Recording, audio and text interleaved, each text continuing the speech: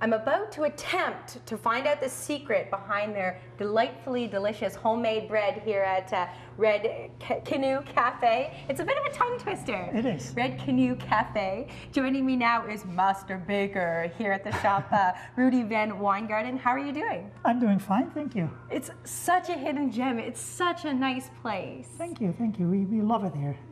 The people are fantastic. I can imagine. All right, I'm going to ask you all about your history with regards to baking, but first, what are we making today? I was going to start with you putting some making some dough ready for me for white bread. So if you want to put the flour in there for me, that'd be great. All right, and what is in this mixture besides flour?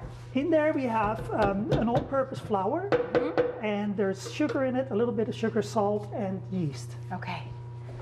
And the next thing would be the water. And I will crank this up for you. Wow, this is quite the mixer. Okay. And you can put the water in. Pour the water in that you've pre-measured for me.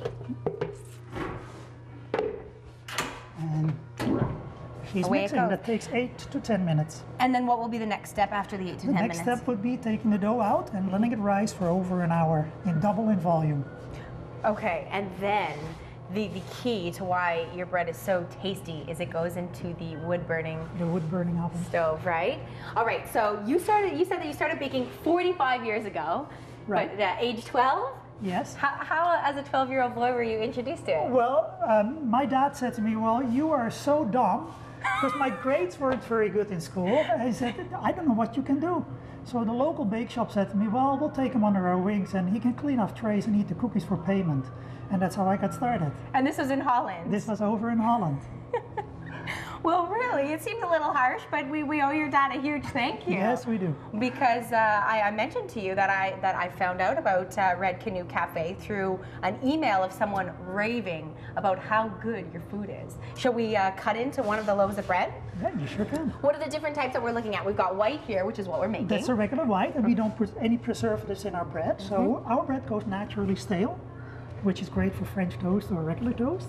This is our earth bread. It's made with multigrains and seeds and honey and molasses and sea salt. And you said this is your most popular seller? That's our earth bread. It's the most popular seller. Okay, yeah. And this one? That one is a muesli bread, and it has cranberries, raisins, currants, honey and oats, and a whole bunch of stuff in it. It's good for your bread. So should I cut it right down the center? Sure. Okay. That way you can see the crumb and the structure of the bread itself. It's a darker bread. It's not as light as the regular whole wheat would be. Oh, that's nice. Now, I have to pick up on something that you said. It goes naturally stale, which is good for French toast and toast. Right. Really? Yes. Why does that make it better? Well, French toast actually needs to absorb the eggs, and toast, you want it a little bit drier because it absorbs the butter better in the end. I need some Great lessons job. from you. How often are you making the fresh bread? We bake it 3 times a week at this time.